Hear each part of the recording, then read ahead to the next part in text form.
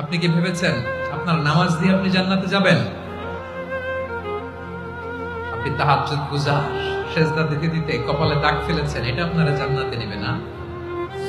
আপনি এলাকার সবচেয়ে বড় হাতেম তাই দানশীল, এই দানের ভরসায় বসে আছেন।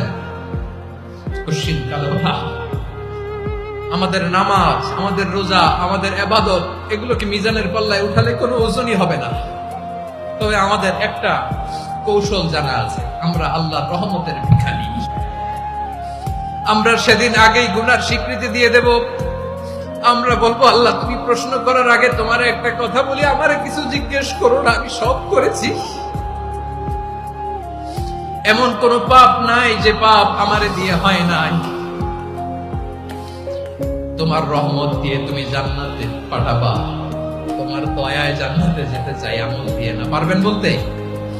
কিয়ামতের দিন আমরা বলবো, আল্লাহ আমার আমল দিয়ে জান্নাত চাই না, আমি তোমার দয়া দিয়ে জান্নাত চাই। তোমার দয়া ছাড়া আমার কোনো উপায় নাই।